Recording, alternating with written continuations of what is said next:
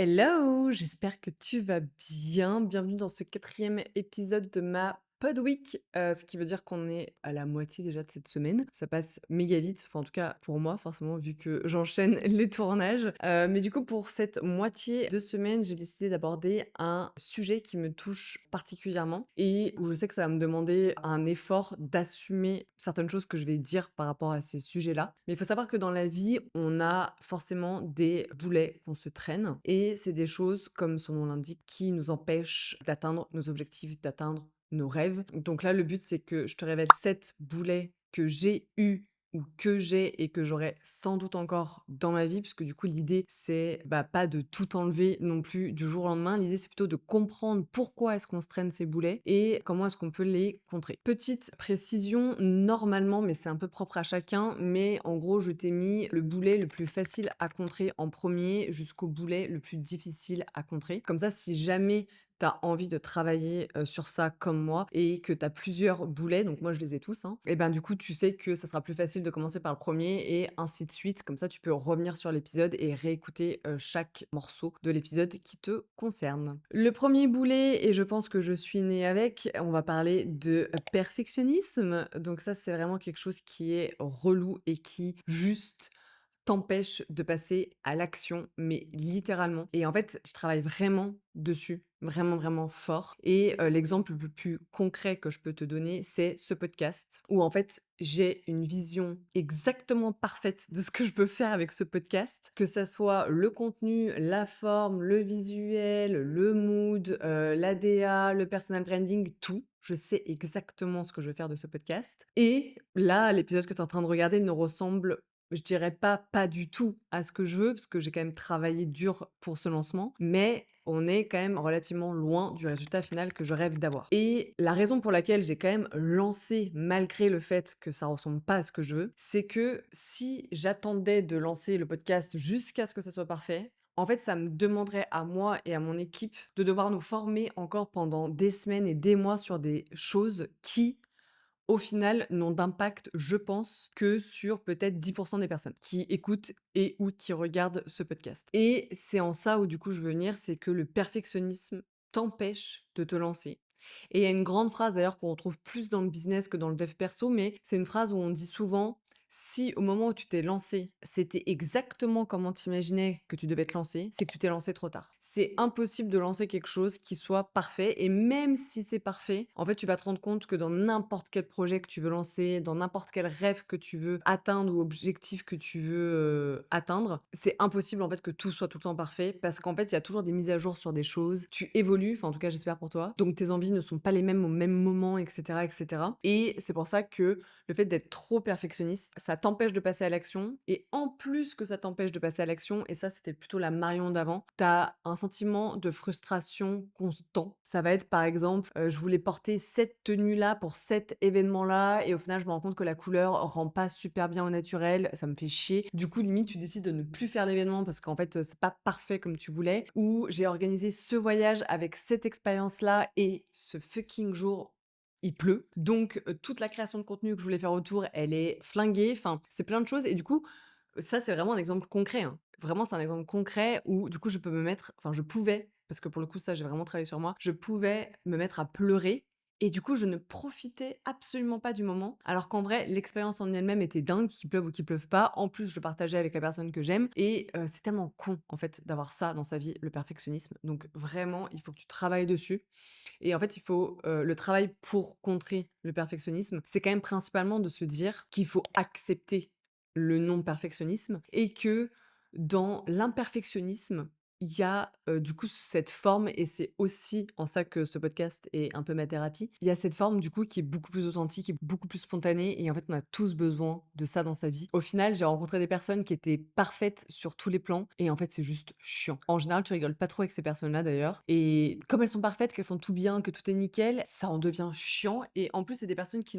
sont moins dans le partage du coup parce que comme elles savent elles-mêmes qu'elles sont parfaites, en fait, elles ont pas grand-chose à dire, pas grand-chose à partager. Alors que, genre moi par exemple qui commets énormément énormément d'erreurs, qui connaît aussi des échecs, des déceptions, qui connaît encore la frustration sur certaines choses, bah, c'est des choses que je vais vraiment partager avec les gens et du coup, on peut vraiment s'apporter des choses mutuellement. Du coup, ouais, le perfectionnisme va avec le fait qu'il faut juste s'accepter comme on est et se dire que c'est OK de travailler dessus, mais c'est aussi OK de pas, faire tout bien, tout du premier coup. Ensuite, le boulet, numéro 2, je vais pas trop m'étendre dessus puisqu'en fait, je vais te demander d'aller écouter, l'épisode juste avant pour pouvoir le contrer. C'est la procrastination. J'ai toujours grave du mal à le dire ce mot. Donc en fait, c'est le fait de ne rien foutre, tout simplement et ça, c'est un vrai boulet pour ta vie. Parce qu'en fait, ne rien faire de ces journées je dis pas, hein, de temps en temps, c'est OK de ne rien faire. C'est OK d'avoir des jours off. J'invite tout le monde à avoir des jours off. Moi, la première, je sais que j'en ai clairement pas assez pour mon mental. Mais il y a une différence entre ne rien faire et en fait, finalement, faire quand même des choses pour soi, du coup, avoir du temps off de qualité et procrastiner. C'est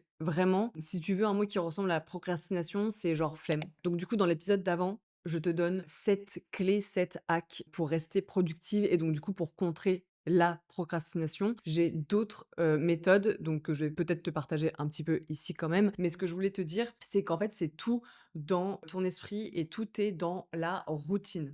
Pour contrer la procrastination, il faut que je reste proche de mon micro, sinon Léa va encore me dire que le son est dégueu. Et donc du coup, il faut vraiment que tu te mettes une routine. Donc par exemple, moi je l'appelle ça la routine anti-flemme. Tu sais, le matin où il fait froid, où il fait un temps de chiottes, où t'as pas bien dormi, où tu te lèves et potentiellement t'as un job qui t'épanouit pas énormément, forcément que t'as la flemme. Donc là, à ce moment-là, ce qu'il faut faire, c'est te faire une routine anti-flemme. Donc moi, typiquement, je suis contre les personnes et la méthode de je mets 15 réveils pour me réveiller. Ah mais alors ça, il y a rien de pire au monde, vraiment. Et du coup, moi, mon réveil sonne, j'ai un pied dehors. Mais genre, j'ai même pas appuyé sur arrêter mon réveil que j'ai un pied dehors. Bon, d'ailleurs, j'invite tout le monde à avoir un vrai réveil et ne pas utiliser son téléphone, ça évite d'avoir un écran dans la tronche dès le matin. Et ça, c'est encore un autre sujet. Et ensuite, du coup, tu te lèves et t'y vas, quoi. Et c'est là où, du coup, je te disais un petit peu dans l'épisode d'avant, commence par 3 tâches qui te font royalement chier, mais au moins une fois que tu les as faites, tu te diras: «Ah, bah, j'ai fait des choses aujourd'hui dans ma journée, au moins limite le restant de la journée si je ne veux rien faire, c'est OK» et ça va vraiment te permettre de passer à un niveau supérieur dans ta vie personnelle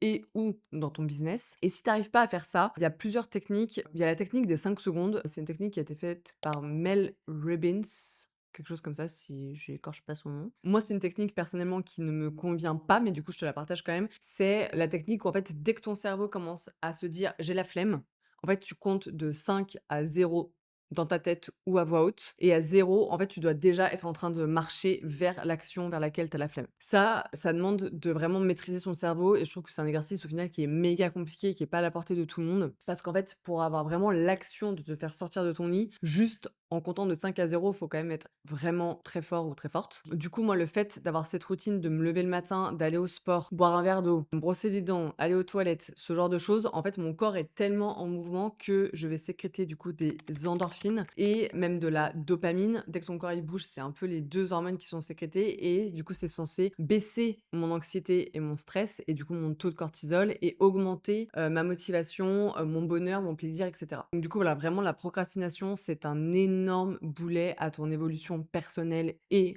ou entrepreneuriale. Il faut vraiment que tu te forces, même si j'aime pas trop utiliser ce mot, à faire des choses et en fait, les jours où tu as la flemme, parce qu'en fait, tout le monde a la flemme, même si c'est vraiment un mot que moi j'ai banni de mon quotidien. Je comprends qu'il y a des gens qui ont vraiment, vraiment la flemme, mais quand tu as la flemme et que tu pas envie de sortir de ton bed, que tu pas envie d'aller à la salle de sport, que tu pas envie de manger ici, essaye au moins de faire une chose dans ta journée qui va t'apporter quelque chose de bénéfique à toi et ton moral et ton bien-être. Ensuite, le boulet numéro 3 que tu dois sans doute te traîner et pour le coup celui-ci, je suis fière de moi parce que je me le traîne plus, c'est ton manque de, stratégie et là encore, je te parle pas que de business, je te parle aussi de stratégie dans ta vie personnelle. Oui, oui, oui, je sais que le mot stratégie est un mot pas très aimé par beaucoup de personnes, mais c'est bien vrai. En fait, le fait de pas avoir de stratégie, ça revient à dire de ne pas avoir de process et quand tu n'as pas de process, c'est le bordel.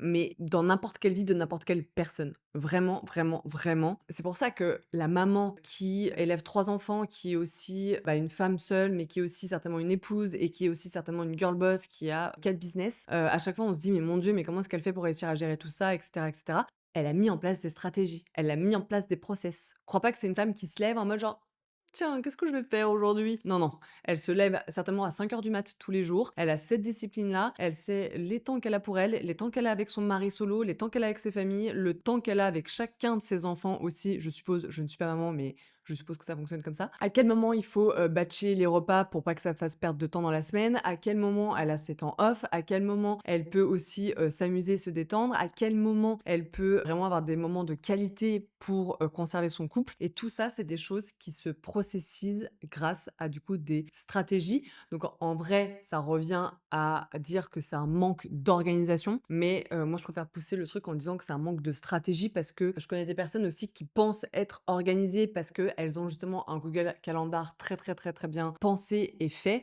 mais il y a plein de choses qui sont mal pensées dans ce programme-là, c'est-à-dire qu'elles pensent jamais à prévoir des laps de temps parce qu'on sait qu'il y a toujours des imprévus dans les journées, ce genre de choses. Et du coup, le fait d'avoir des stratégies bien mises en place et encore une fois, ça veut pas dire qu'il y a pas sa place à l'authenticité et à la spontanéité. C'est vraiment 2 choses complètement différentes. Ça permet du coup d'être plus productive et donc encore une fois de juste plus atteindre tes objectifs ou en tout cas plus vite, voire au-dessus de ce que tu pensais être capable de faire. Ensuite, le boulet numéro 4 que j'ai réussi aussi à dégager de ma vie, c'est, le manque de régularité. Donc la différence, c'est que le manque de, stratégie dont je parlais avant, c'est lié à un manque d'organisation et le manque de régularité est lié à un manque de discipline. C'est un mot que tu vas m'entendre énormément prononcer dans ce podcast-là, mais crois-moi, le pouvoir de la discipline, c'est life changer. Et encore une fois, pas que dans le business, pour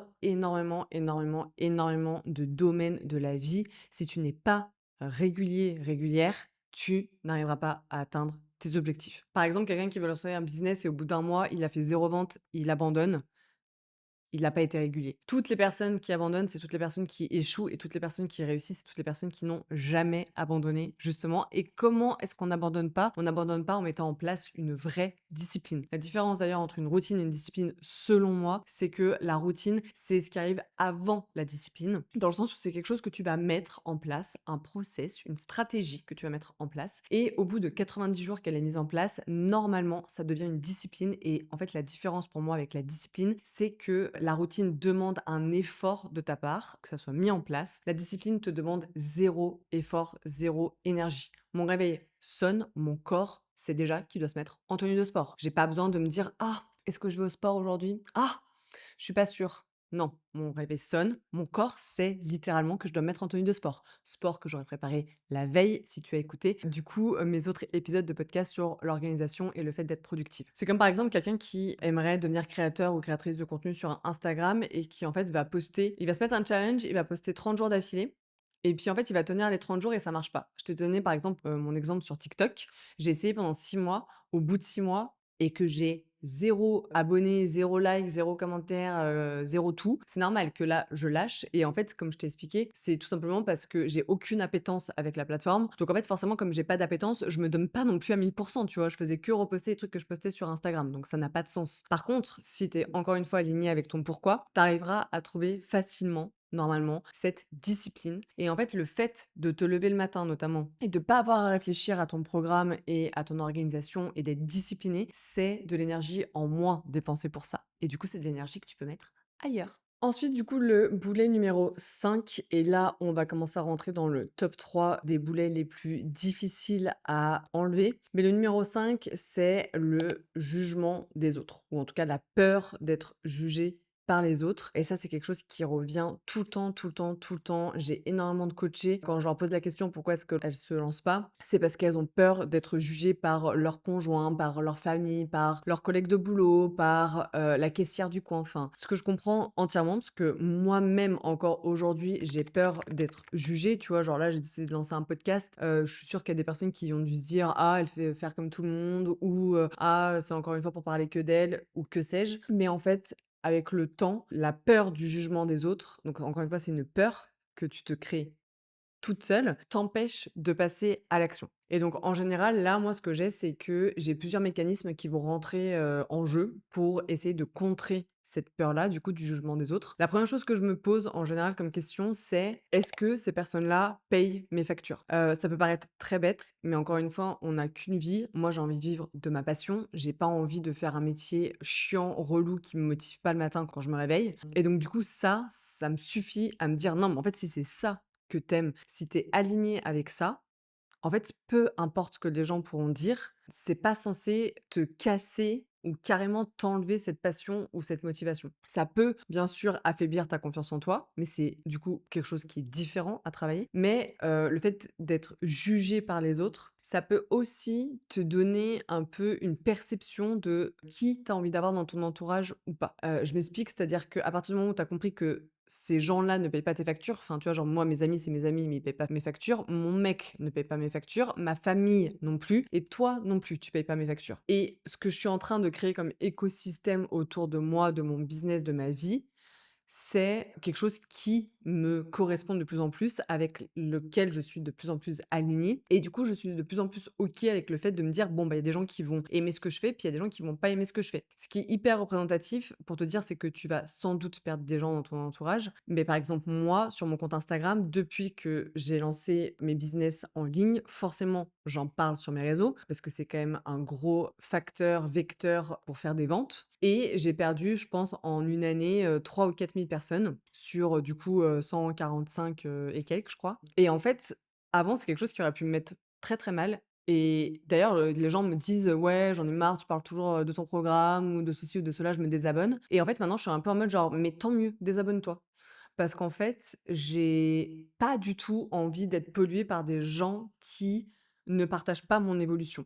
Et en fait, c'est quelque chose aussi qui va beaucoup revenir dans les épisodes de podcast, je t'en ai déjà un petit peu parlé. Mais en fait, heureusement que j'ai des personnes qui s'en vont et que j'ai des personnes qui rentrent, que ça soit sur mon compte Instagram ou dans ma vie, parce que ça montre que j'évolue, que mes valeurs évoluent, que mon mindset évolue, que mes objectifs évoluent, que mes rêves évoluent. Parce qu'en plus, je suis quelqu'un d'assez déterminé à vouloir vivre tous ses rêves avant de mourir, et j'en ai énormément. Et donc du coup, c'est pour ça que continuellement, d'année en année, il y a des personnes qui rentrent et il y a des personnes qui sortent, et en fait, je suis vraiment à 1000 alignée avec ça, et ça veut pas dire que je donne moins d'intensité dans les relations ou quoi. Je pense que d'ailleurs, il y en a quand même beaucoup qui me le disent dans mes DM, mais je réponds à tout le monde, je réponds beaucoup par les notes vocales. Le but quand on échange en DM, c'est qu'on échange, bah, comme si on était, copines, quoi. J'ai toujours aimé ça, c'est pour ça aussi que j'ai commencé les réseaux il y a genre 15 ans, donc moi j'ai vraiment vu le truc évoluer. J'ai commencé pour des raisons qui n'étaient du coup pas financières, parce qu'à l'époque on gagnait pas sa vie avec, et mon entourage c'est la même chose. C'est pas parce que je rencontre quelqu'un aujourd'hui, et en fait là on est à 1000 alignés sur, tout, les valeurs, les idées, et cetera, que je me dis qu'un jour on arrêtera certainement de se voir ou de se fréquenter, et que donc du coup je donne pas d'énergie dans cette relation. Ça n'a rien à voir. Mais ce que je veux te dire, c'est que le fait d'être jugé par les autres, ça t'empêche forcément d'avancer. Et c'est en ça où le voyage, m'a beaucoup aidée. Le fait de partir, et en plus de partir aussi longtemps, en fait, quand je suis revenue de mon tour du monde, je me suis rendu compte que quasiment rien n'avait changé. Vraiment rien n'avait changé. C'est là que tu te rends compte que genre toi, tu as évolué à 1000, et puis, bah, les gens ont certainement évolué, mais en tout cas beaucoup moins vite que toi. Et c'est là aussi où tu te rends compte que de toute façon les gens s'habituent à ton absence. Et c'est pour ça que j'ai eu aucun mal à annoncer mon expatriation à Bali, parce qu'en fait, je savais déjà qu'ils étaient habitués au fait que je sois plus là depuis, presque 2 ans de tour du monde, et moi j'ai continuellement envie de changer d'environnement pour continuellement rencontrer de nouvelles personnes qui vont continuellement me faire évoluer et me faire grandir. Et ça, c'est très personnel encore une fois, genre, tu as le droit de ne pas du tout être d'accord avec ce que je viens de dire, mais si ton but c'est à 70 piges de ne pas regretter ta vie, il vaut mieux suivre le chemin que je suis en train de te délivrer, plutôt que de rester avec les mêmes personnes aux mêmes endroits et ne rien faire juste parce que, Ginette va se foutre de ta gueule parce que tu parles à une caméra, juste parce que Roger va se foutre de ta gueule parce que tu montres un peu trop ton cul sur les réseaux. Enfin, on s'en fout en fait. Tu fais ce que tu veux et ce vers quoi tu es aligné. Ensuite, le, 6e boulet, et ça va être le boulet qui va me demander le plus d'efforts de communiquer dessus, puisque, je suis en plein dedans, c'est le manque de confiance en soi. Donc déjà, tu remarqueras que dans les boulets, en fait, il y a toujours soit un manque de quelque chose, soit une peur de quelque chose ou en tout cas l'action de ne pas faire quelque chose et le manque de confiance en soi, je pense que c'est vraiment quelque chose de très compliqué à travailler. Parce que je pense que c'est beaucoup lié, en fait, à l'enfance et à l'éducation. Donc ça demande de sortir de schémas, tout construits, tout faits et cetera et juste, du coup, petite subtilité, la confiance en soi n'est pas la même chose que l'estime de soi. C'est-à-dire que, par exemple, pour mon cas, j'ai une plutôt bonne estime de moi. Ça veut dire que je connais plus ou moins ma valeur, je sais quand même plus ou moins ce que j'arrive à délivrer auprès des gens, ce que je peux apporter aux gens, à notre planète et cetera. Mais j'ai absolument aucune confiance en moi. Parce que justement, tout ce que j'entreprends, je me dis toujours que c'est pas assez bien, que c'est pas assez et ça, c'est un vrai problème, un vrai sujet pour moi et c'est vraiment quelque chose sur lequel j'essaie vraiment de travailler, par, tous les moyens et en plus, j'ai longtemps pensé qu'en fait, la confiance en moi allait être donnée par les gens qui m'entourent et en fait, je me rends compte que c'est plus l'estime de soi qui peut être donnée par des personnes qu'on aime et qui nous aiment, mais la confiance en soi, c'est vraiment un truc qu'on a au fond de nous et je trouve aussi que l'estime de soi, c'est quelque chose qui est beaucoup plus lisse, alors que la confiance en soi, pour moi, il y a des jours où je vais avoir grave confiance en moi et des jours où pas du tout. Je sais pas trop si tu vois ce que je veux dire? Genre, il y a des jours où je vais me trouver super grosse et il y a des jours où je vais me trouver super bien gaulée. Genre, c'est trop bizarre. Je sais pas comment est foutu mon cerveau, je pense que ça doit peut-être dépendre des rêves que je fais ou du mood que j'ai ou quoi, mais c'est vraiment un sujet, genre, j'ai vraiment du mal à en parler, je suis désolée, ça a l'air complètement brouillon, sur ce boulet numéro, 6, mais c'est vraiment, ouais, c'est vraiment ça, c'est vraiment un boulet que je me traîne, quoi. Vraiment, il y a pas meilleure image que ça. C'est vraiment un truc, je dirais pas que j'y pense tous les jours, mais quand même, tu vois? Genre, je vais à la salle de sport, j'ai pas forcément confiance en moi parce que, bah, il y a forcément bien mieux collé que moi. Je vais au coworking, j'ai pas forcément confiance en moi parce que je me dis: «Bah, il va y avoir plus productif, plus organisé, plus riche, plus leadership que moi». On est dans un dîner d'amis et j'ai pas forcément confiance en moi parce que je me dis: «Putain, il y a machin qui va encore raconter un truc méga intéressant. Moi, j'ai rien d'intéressant à raconter. En plus, je suis pas forcément fun». Enfin, voilà, c'est constamment des choses que je me dis contre moi et en plus, il faut vraiment pas faire ça. Donc, je te partage vraiment en toute, intimité, le comportement que j'ai envers moi-même, mais c'est quelque chose qu'il faut absolument pas faire. Tout simplement, s'auto-négativité, s'auto-rabaisser, s'auto-casser du sucre sur le dos, tout ce que tu veux, enfin s'auto tout bas, c'est nul. Il faut vraiment pas le faire et j'essaie de travailler, pour savoir un peu d'où ça vient, pourquoi, comment et en fait, c'est vraiment en tout cas pour moi, je me rends compte que c'est vraiment lié à mon environnement, mon entourage, mon passé, mon enfance. Donc j'essaie vraiment de travailler sur ça parce qu'en fait, je me rends compte que globalement, j'ai jamais vraiment eu confiance en moi dans ma vie de manière globale. C'est pas genre un truc, tu sais, qui est arrivé d'un coup, quoi. Donc ça, c'est vraiment quelque chose sur lequel il faut vraiment travailler. J'ai pas énormément du coup de solutions à te proposer puisque c'est aussi le travail que je suis en train de faire. Mis à part te dire que pour ce boulet-là, il y a un peu que toi qui peux t'en sortir et que, encore une fois, le manque de confiance en soi pousse à ne pas passer à l'action et que tu peux quand même faire des choses en n'ayant pas spécialement confiance en toi, mais justement, plus tu vas le faire et plus tu vas prendre confiance en toi. C'est-à-dire que, par exemple, là, pour ce podcast, tu vois, on est au quatrième épisode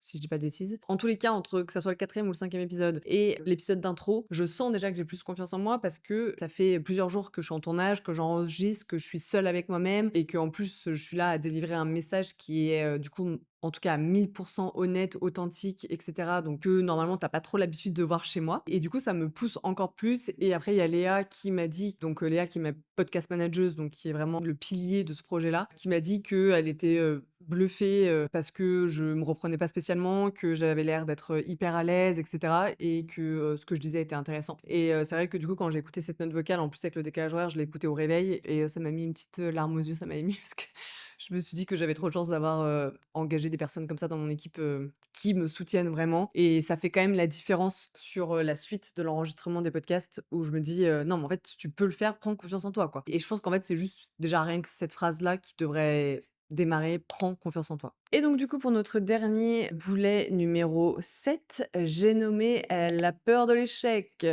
Je pense que ça ne surprendra pas beaucoup de personnes ici et c'est beaucoup lié d'ailleurs au manque de confiance en soi et au jugement des autres parce que en fait, on a peur de l'échec parce qu'on n'a pas confiance en soi et que en plus, on a peur d'être jugé par les autres en cas d'échec et c'est quelque chose qui est quand même très français/européen que échouer, c'est de la merde, que quand on lance un projet, il faut surtout pas échouer. Alors que par exemple, aux États-Unis, limite, si tu n'as jamais échoué, le boss, il va se dire: «OK, en fait, c'est quelqu'un qui n'a jamais rien appris, quoi». Donc c'est pour ça que c'est hyper important de voyager et de s'ouvrir l'esprit sur, ce genre de sujet et c'est pour ça qu'il vaut mieux lancer des choses essayer des choses et encore une fois, je te parle pas que de business et échouer ou ne pas tenir sur la durée parce que finalement tu te rends compte que c'est plus aligné à toi, que tu as plus envie, que ça répond pas à ton why et cetera, plutôt que de rester dans ta zone de confort. Ça, c'est vraiment, je pense, ma pire angoisse. C'est pour moi la zone de confort, c'est bien pire que la routine, quoi. Et c'est du coup super important